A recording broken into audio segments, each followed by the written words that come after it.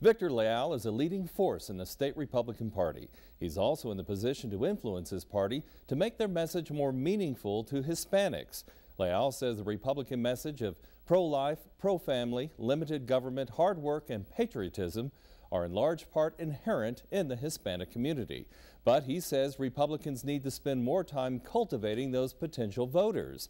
He says his conservative views grew out of the hard work of his childhood. Victor Leal is supervising the kitchen staff in his Amarillo restaurant. He's a third-generation Mexican-American, a successful businessman, and a political force for the Republican Party.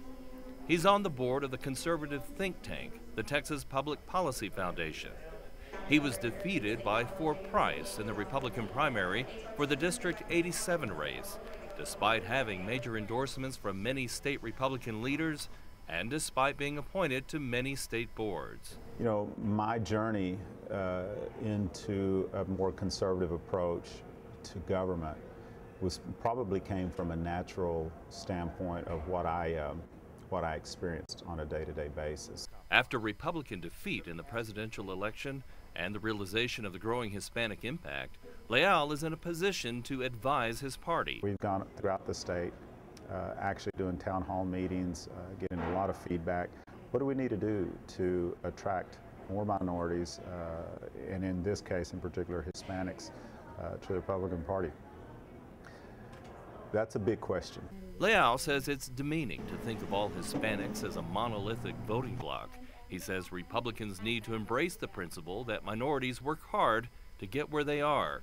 It's a reality Leal remembers from his roots in Muleshoe.